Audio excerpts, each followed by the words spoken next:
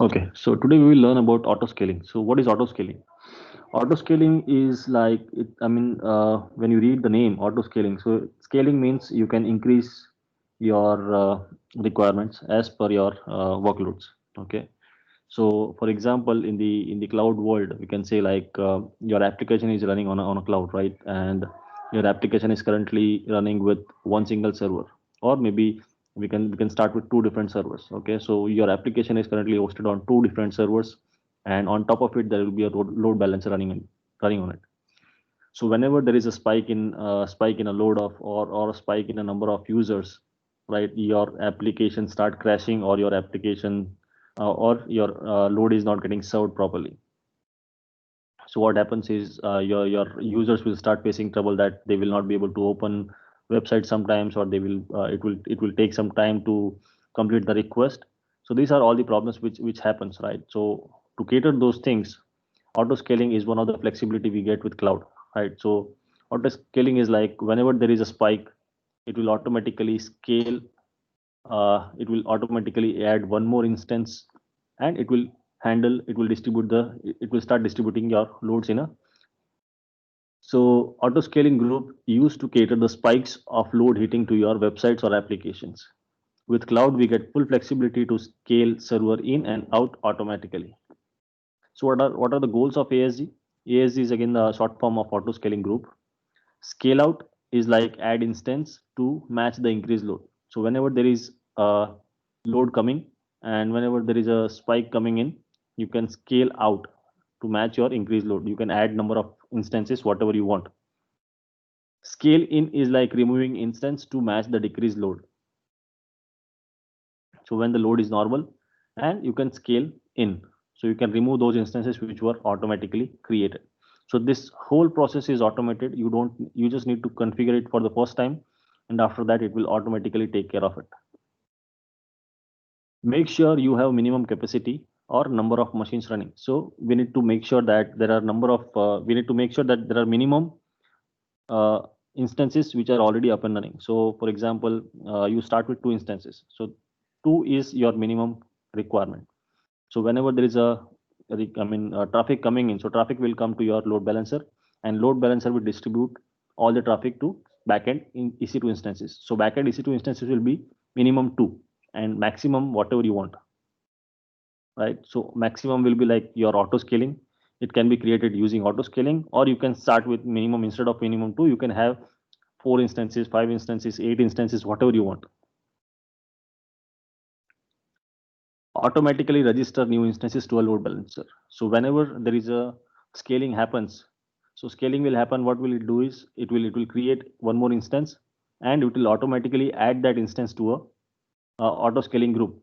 Okay, and it will check the health of the backend instances, and if it is running healthy, it will automatically add that instance to a auto scaling group. So this is how it is, auto scaling group with load balancer. So your load balancer will be on top of everything, and your web traffic will be coming to load balancer, and backend will be like EC2 instances. So here you can see there are three instances which are already there, and three more instances which will be created using auto scaling group. So this is minimum three instance. Your traffic will be initially serving with three different instances, and after that, when there is a spike, or when there is a spike in a traffic, your auto scaling group will automatically create three more instances depending on your configuration. So this is how it is. Minimum size. So this is a minimum size. I have two minimum instances. Actual or desired capacity. I want actual, it should be three, or a desired capacity, it should be three, or maximum capacity. So like whenever there is a spike, or whenever there is a spike in a web traffic, it should scale out maximum to six instances. It should not go beyond six. So this is something which is your maximum size. So this is how much you need to scale out as needed, right? So you can have, instead of three, you can have four, you can have two, whatever number you want. So it is purely based on your traffic. You need to first analyze like how many traffics are going to come, or how many users are going to log in, what kind of processing is going to happen. So based on all these parameters, you need to define how many number of instances will be required to scale out.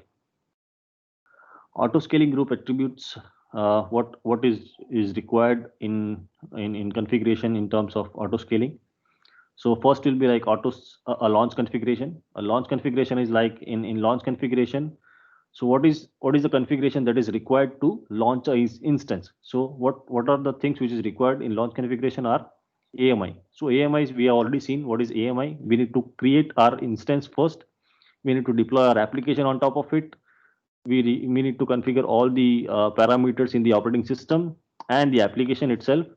And after that we need to create an image of that particular instance. So that is something which is your custom image and is instance type. So whichever instance type you deploy, for example T2 micro or T2 large, so that is something which is your instance type. So AMI plus instance type.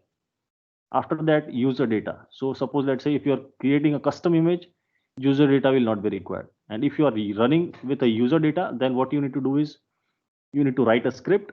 So whenever there is a new instance going to up and running with an auto scaling group, it will execute your user data script and it will create an instance based on your user data script what you have written. EBS volume is something which is your hard drive of instance. So this will be required. Security group, in which security group you are going to keep. So that is something which is again required in launch configuration. SSH key pair. So SSH key pair is used to log into this instance. So suppose let's say if you want to go and do some troubleshooting, or if you want to make some go and changes in the configuration, you need to log into that instance, right? So for logging into that instance, you will need SSH key pair. So these are all the things which is required to configure a launch configuration, and launch configuration is used for auto scaling group. Then you need to define minimum size and maximum size and initial capacity. So what will be your initial capacity? What will be your minimum size? What will be your maximum size? So this is something you need to configure while configuring auto scaling group. In which network you want to host, for example, in which network, in which region, in which subnet. So VPC which you are going to create, so that will be your network. And in VPC, in which subnet you want to host your instances, so that is something you need to choose. Load balancer information. So which load balancer you want to attach with this auto scaling group. So suppose let's say in your AWS cloud, if you are having multiple load balancers, so you need to choose a proper appropriate load balancer which is going to serve your applications or your traffic. Scaling policy. So scaling policy you need to define like on what parameter your application should need to scale. For example, let's say I am running two different instances and I want a scaling policy is like whenever there is a spike in compute power, for example CPU, when CPU utilization goes beyond 80%, then you need to add one more instance. If it still continues, then add one more instance. And once it gets normal, example it is less than 30% or 40%, then it will scale in. So it will reduce one more instances. So these are all the parameters, or these are all the scaling policies which you can configure. Or you can also create your custom metric, and based on the custom metric you can have your scaling policy defined. Auto scaling alarms. So auto scaling alarms are, it is possible to scale an ASG based on the CloudWatch alarm. CloudWatch is something used for monitoring or used for alarms. Alarms in the sense, whenever there is an alarm triggered, it will send a notification, or it will send uh, a lambda function. You can hit, you can have something like auto scaling initiated. So whatever alarms triggers, you can define action behind that. An alarm monitors or metrics such as average CPU usage. So this is one of the example. You can have your memory monitored, you can have your EBS volume monitored, you can have your incoming traffic, outgoing traffic monitored. So whatever traffic, I mean, whatever things you want to monitor, you can create a metric for that. Metrics are computed for overall ASG instances, auto scaling group instances. So metrics are computed. Metrics will be checked for all the instances. So it is not going to check like what are the minimum capacity. It is going to check only for that. Whatever instances are running, for example, including minimum maximum capacity or including auto scaling instances, it will go and check for everything based on the alarm. So what can be the actions based on the alarms? We can create a scale out policies, increase the number of instances. We can create a scale in policy, that is decrease the number of instances. So this Some of the examples are like target average CPU usage. So this can be one of your parameter for auto scaling policy. Number of requests coming on ELB per instances, average network in, I mean, so traffic coming in or traffic going out. So whatever parameter you want to configure, like average CPU usage, number of requests, number of traffic coming in, number of traffic going out. So based on this parameters, you can have your scaling policies configured. Custom metric, as I said, you can create your custom metric as well. We can auto scale based on the custom metric, example number of connected users. So this can be also uh, one of the parameter for auto scaling group or auto scaling policies. Send custom metrics from application on EC2 to CloudWatch. So what it will do is, whatever custom metric you define, so that custom metric will be monitored on all your EC2 instances, and that monitored value will be sent to CloudWatch. Create CloudWatch alarm to react low or high value. So whatever uh, threshold you have defined, it will react based on that. Sorry, use the CloudWatch alarm as a scaling policy for ASG. So the the custom metric which we have created, like for example number of connected user, so this can be used as a scaling policy for auto scaling group. Some of the facts about auto scaling policies can be on CPU, network, or anything, and even custom metrics based on this schedule. You can have based on this criteria, or if you want, like I will give you one example of Amazon.com. So I'm going to launch some campaign. So during that campaign, I'm expecting that there should be minimum 1 lakh of traffic or 1 lakh of user coming to my application. So based on that schedule, you can have something like for during for that particular schedule, I want, instead of 2 instances, I want 10 instances to be running. And in auto scaling group as well, in auto scaling, instead of 5, I want 15 more to be added as and when needed.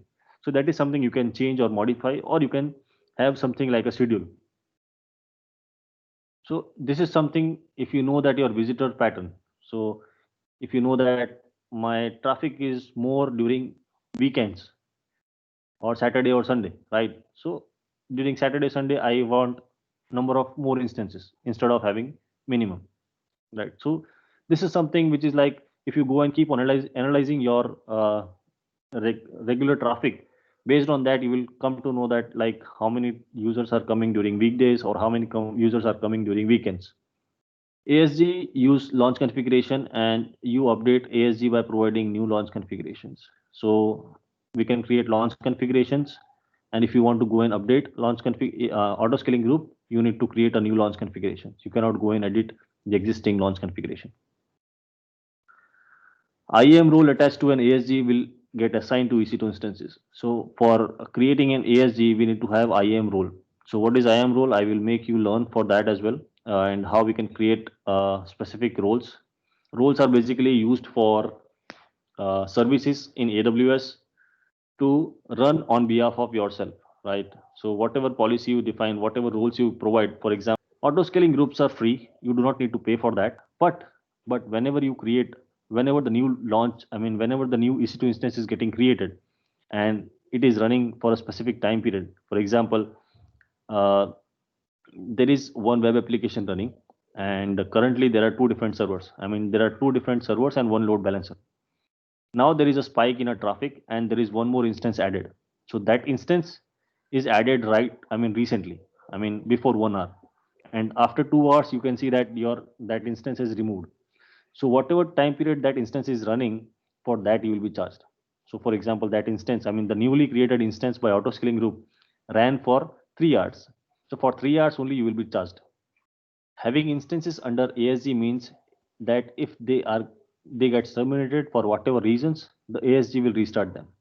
So there is one facility, like if your server is unhealthy, if it is found unhealthy, so what ASG will do is it will again recreate that instance. So it will destroy the old instance and it will create one more instance. So ASG will make sure that all your instances are always healthy. On all your, I mean, all your instances are always uh, getting the traffic from that. Okay, it is serving the traffic to your users. So it will make sure that all the instances are up and running with a healthy state. ASG can terminate instances marked as unhealthy. So here you can see ASG will terminate the instance which are marked unhealthy by an load balancer. So load balancer, we have seen what is health check in that. So load balancer will keep on checking the health check of it, all the instances, and if any instances, backend instance is found unhealthy, ASG will remove that instance. And after removing, it will again recreate one more instance. And that newly created instance will again get added into load balancer. And again, load balancer will go and check the health of that instance. Here you can see there is one diagram which I have added. Here you can see this is something which I have created for one of my customers. Here you can see web client and mobile client, internet. Route 53 is a DNS service. Instead of Route 53, you can have any DNS server, for example, GoDaddy, BigRock, any DNS server. Then I have used a CDN, Cloud Delivery Network, and I have used S3 as a bucket. And CloudWatch is used for monitoring. My all the infrastructure or all the assets are there in one single VPC, and there is one load balancer running. So this is highly available architecture. Why it is highly available? Because all my instances are deployed in different availability zones. So if suppose let's say if this instance or this data center goes down, this is kept alive and this will keep on serving the traffic. So whatever traffic is coming, traffic will come to this load balancer. So here you can see traffic is coming to load balancer. So this is a highly available architecture, and this is my front end. This is my web tier. So this is my front end, and back end is this database. This is RDS database. So this is MySQL, or you can consider MongoDB, or it can be anything, right? And this is again deployed in multi-AZ architecture. Multi-AZ in the sense you have this is something which is like concept of multi-AZ is like deploying your RDS instance in two different availability zones. So you will only find one instance at a time running in RDS, but at the back end you will find there will be one more server running and managed by AWS, and there will be a continuous replication which will be happening in your secondary server. So whenever this server is having some or the other problem, this server will become active. So this is something which is again highly available architecture. In this, we can also add auto scaling, and whenever there is a spike, it can go and create one more instance, and that is again AZ1 or AZ2. So whatever configuration you define, and if you are having other AZ as well, so it will go and create AZ3. It will go and create one more instance in AZ3. So this will be like traffic coming to this and this as well. Okay, so next is EBS and EFS. EBS is like elastic block storage and EFS is elastic file storage. So EBS is a volume, it is a network drive. It is not a physical hard drive. So you can attach to your instances. So whenever we create a instance and we are adding the EBS volume. So EBS volumes are not a physical drives. These are network attached drives. And from that network attached drives, we get a chunk of whatever we want. For example, we are creating an instance and we want 8 GB of hard drive. So that 8 GB will be allocated to our instance. So this is going to be a network drive. It uses the network to communicate the instance, which means there will be might be a bit of latency. So you might find a bit of latency in input and output, right? Or read or write, you can say. It can be detached from EC2 instance and attached to another instance quickly. So it's logged to an availability zone. So this is again logged to an availability zone. For example, if you have created an EBS volume in US East A1A, so that EBS volume cannot be attached to US East 1B. So this is region based or region blocked. If you want to move that, or if you want to use that EBS volume to some other instance or some other availability zone, then what you need to do is you need to move a volume across. You need to first take a snapshot, and from that snapshot you need to create a volume. So this we will see in practical how to do it. Have a provision capacity. So again, whatever capacity you want, you can get that size in GBs and IOPS. You get billed for all the provision capacity. So whatever capacity you have requested, you will be charged for that. For example, you are requesting for 8 GB, and I want 1000 IOPS, or maybe 8 IOPS or 10 IOPS or 15 IOPS or 100 IOPS. So whatever IOPS you select, based on that you will be charged. You can increase the capacity of drive over the time. So as per your requirement, you can scale in, or obviously you can scale your EBS volumes as well. So there are different types of EBS volumes. EBS volume types in 4 types.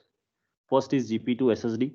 This is called general purpose SSD that comes with a balanced price and performance, and that can be used for varieties of workload. The next is IO1, which is SSD. This is highest performance SSD volumes for mission critical or low latency or high throughput workload. Next is ST1. This is low cost HDD volume designed for frequently accessed or throughput intensive workload. And the fourth one is SC1, which is the lowest cost HDD volumes designed for less frequently accessed workload. EBS volumes, or if you want to go and see the characteristics, then you can get in size. You can characterize it based on throughput. So whatever throughput you want, you can get based on the sizes. So whatever IOPS you want, again you can. This is one of the characteristics of EBS volume. GP2 and IO1 can be used as a boot volume. So if you want GP2, if you want the volumes in terms of hard drive, or that hard drive to be attached to your EC2 instances, then these are the 2 types which can be used for attaching to the EC2 instances. Some of the characteristics of GP2, that is general purpose SSD. This can be used as a system boot volume. It can be used as a virtual desktops, low latency applications, development and testing environment.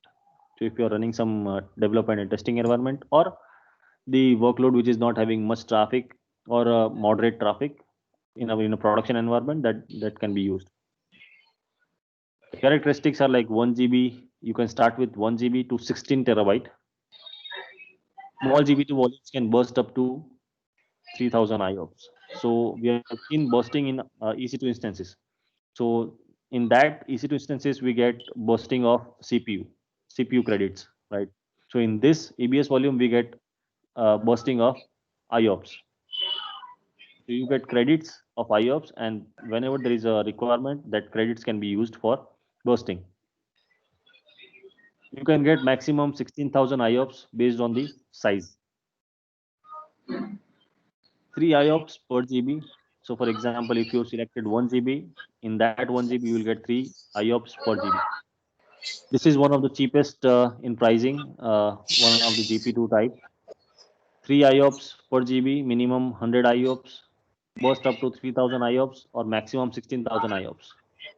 You can go up to maximum 16,000 IOPS. 16,000 IOPS, you need to get maximum size of hard drive. So you will see this in practice, that when you change the number of GBs, the throughput or the IOPS gets changed as well. EBS volume is provisioned IOPS. Again, this is one of the type. Provisioned IOPS in the sense, whatever IOPS you want, based on that IOPS, you can select your sizes. So this is again used for critical business application that requires sustained IOPS performance. So for the workload which requires a consistent IO performance, so for that you can select provisioned IOPS as a volume, or more than 16,000 IOPS per volume. So that for this kind of workloads, you can have provisioned IOPS EBS volumes. So this can be used for generally like Microsoft SQL servers, Cassandra, MySQL, PostgreSQL, or Oracle. So or any other workload. This comes with, like, you can start with minimum 4 GB and you can go up to 16 terabyte. IOPS is provisioned minimum 100 and maximum 64,000. You can go up to maximum 64,000 IOPS, and 64,000 IOPS you get in the instance called Nitro instances. So this is something which is one of the type of instance you get in this maximum 64,000, or for other instances you get maximum 32,000 IOPS.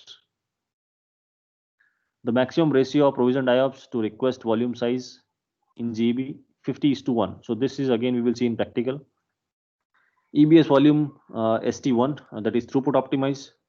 This can be used for streaming workloads which requires consistency, or which requires a faster throughput. So this is one of the EBS volume type which can be used.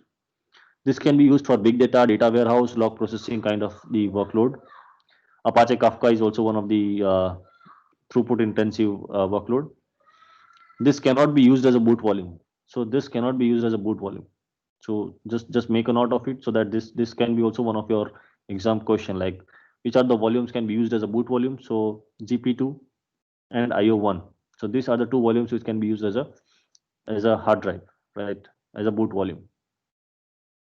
This can be attached to an EC2 instance as a secondary hard drives, but not as a boot volume. Characteristics, it start with 500 GB and maximum go up to 16 terabyte. You can get maximum 5000 IOPS in this. Maximum throughput is like 500 MB per second and can burst. So 500 GB to 16 terabyte, 500 MB throughput. The next is cold hard drive, which is SC1. So this is throughput oriented storage for large volumes of data that is infrequently accessed. This can be used like for you want to store a backup, right? And that is something which is going to be accessed once in a month or once in a 6 month kind of an a kind, right? And that is something which is infrequently accessed. You are not going to access frequently. So this is infrequently accessed. So for those kind of workloads, you can have cold hard drives, and this is cheaper. Scenario where low cost is not important and cannot be used as a boot volume. So this is also one of the volume type which cannot be used as a boot volume. This can be used as a secondary hard drive. Start with 500 GB to 16 terabyte, maximum 250 IOPS, maximum throughput is 250 MB per second. EBS snapshot, EBS snapshot, we can take a snapshot of a running instance, or we can take a snapshot of powered off instance as well, right? So snapshot is like creating an image as on the current state, right? Current state image is called EBS snapshot. Incremental, only backups of a change block. So if you schedule a backup or schedule a snapshot, the schedule snapshot will be taken in an incremental format. So first snapshot will be your full snapshot, and after that, whatever block is being changed, only that change block will be taken as a snapshot.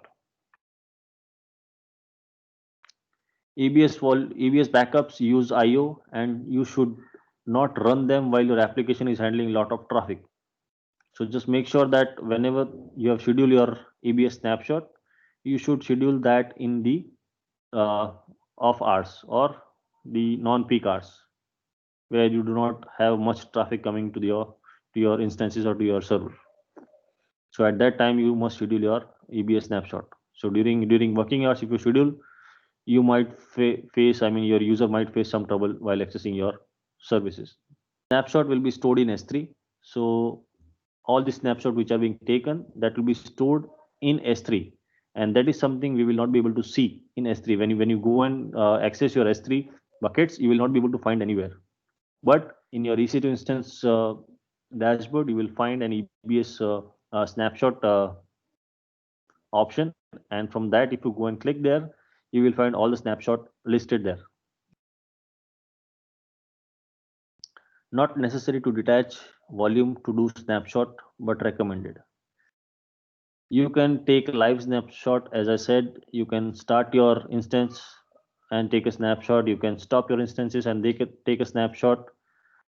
It is always recommended to take a snapshot of a powered off machine, so that there is no activity which is happening at the back end. So your snapshot will be accurate. You can take maximum 1 lakh snapshots. You can copy snapshot across availability zones or region. So for example, currently I'm taking a snapshot in India. I can copy that snapshot to US region as well. Can make image AMI from snapshot. you can make an image which we have already created using our EC2 instances. We can also create an image from a snapshot. Snapshots can be automated using Amazon Data Lifecycle Manager. So Amazon Data Lifecycle Manager is again one of the services where you can automate the snapshot, or this snapshot can also be used for a backup of your EC2 instances. So I think this we have already configured for our Kizna website. EBS migrations. EBS volumes are only locked to specific availability zones. So EBS volume, as we have seen, that these volumes are always locked to availability zones.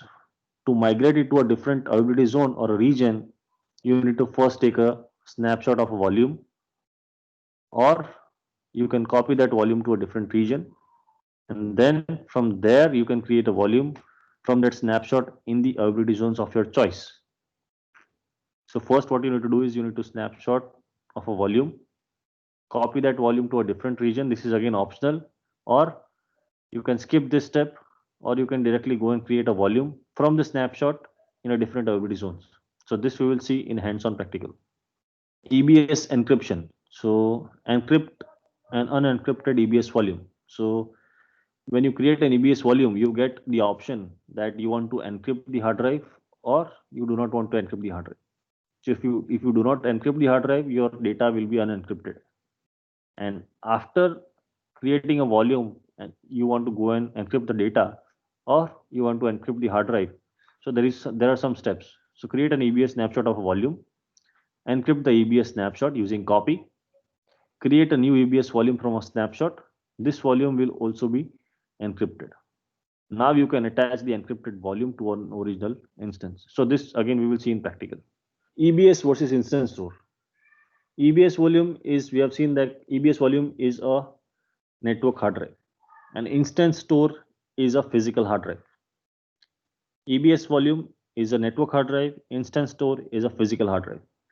So there are instances available on EC2 instance, Amazon, where you will get a physical hard drive. So why physical hard drive is required? With physical hard drive, you get more IOPS, or you get good throughput, or you get good performance. Some instances do not come with root EBS volume. Instead, they come with instance store. Instance store is physical hard drive, which is also called as ephemeral storages. Instance store is physically attached to a machine, and EBS is a network drive. Instance store, physical hard drive, is physically attached to a machine. What are the pros and cons? Pros is like we get better IO performance. If it is a physical hard drive, we get a better IO performance, and there will be a less latency. We have seen that in EBS volume, it is a network drive, and just because of that, we get a latency in that. Good for buffer, cache, and scratch data, temporary content. If you are storing some kind of buffer or cache data or scratch data or a temporary content, for that it is good.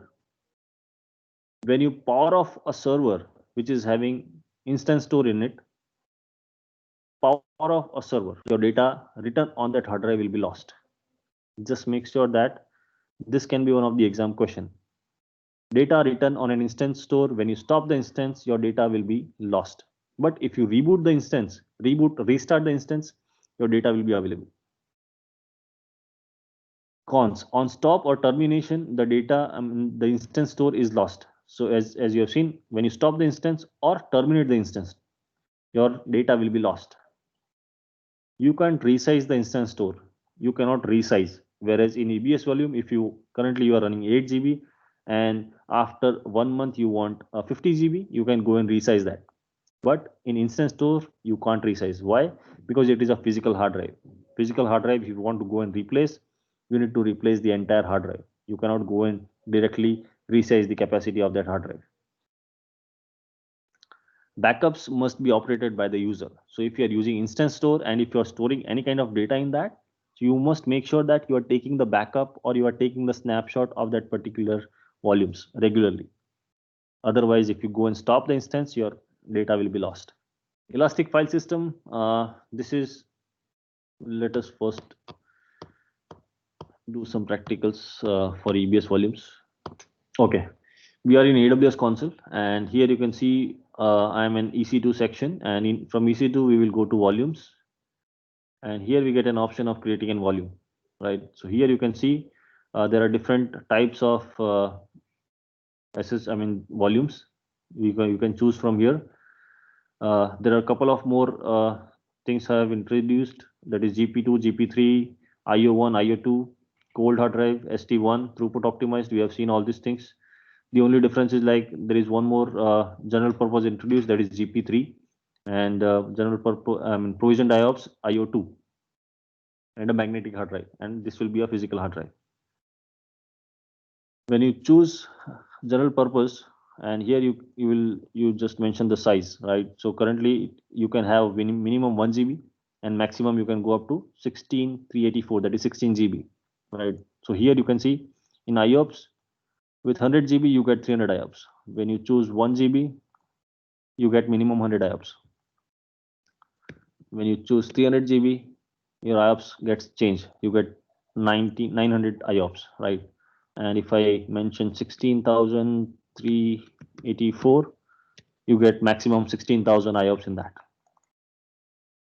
So this is how you can select. So if you want more IO performance, you can choose maximum size of the hard drive or the required size. For example, 1 terabyte, if I choose, I get 3000 IOPS.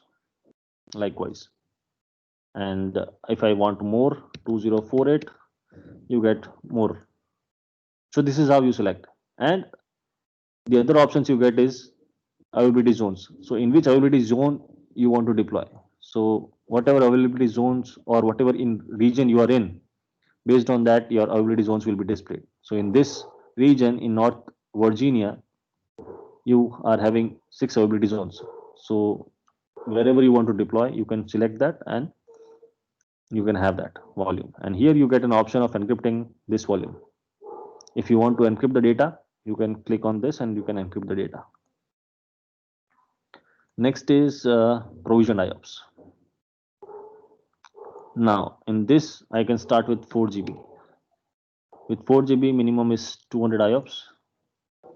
So with 1024 you get 3000 IOPS, but if you want 1000 IOPS, you can select 1000 IOPS. You can go up to 64,000 IOPS, and in hard drive you need to have 16384. So with this 16 terabyte you can get 64,000 IOPS. So here you get an option. You can also change the IOPS as per your requirement. I want 16 terabyte of hard drive, but I do not want 64,000 IOPS. Again, it is chargeable, right? So I can go and choose 1000 IOPS. With 16 terabyte, I want 1000 IOPS. That is enough for me. So you can customize IOPS as well. Whereas in general purpose, there is no option, right? So whatever hard drive size you select, you get that many IOPS. Cold hard drive. In cold hard drive, IOPS is not applicable. It is throughput which is applicable, right? So it is like 12 MB per TB. So if I go and select 1 terabyte, it will be 12 IOPS. I mean 12 MB per second. So whatever this will be your throughput. This will be your hard drive throughput. So for 1 terabyte, you will get 12 Mbps per second. If I go and select 2048, it will be 24. It will be 24 Mbps per second, right?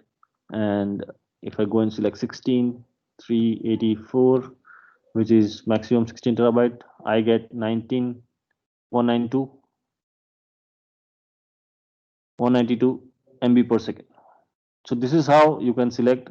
This is how you can customize your volumes based on your throughput requirement, based on your IO requirements. The rest of the options remains always same. For throughput optimized, in this throughput is like 40 Mbps per second with 1 terabyte. So if I go and select 1024, it will be 40 Mbps per second. If I go and select 2048, it will be 80 Mbps per second. So likewise. And if I go and select 16 terabyte, 16348, I get maximum 500 Mbps per second throughput.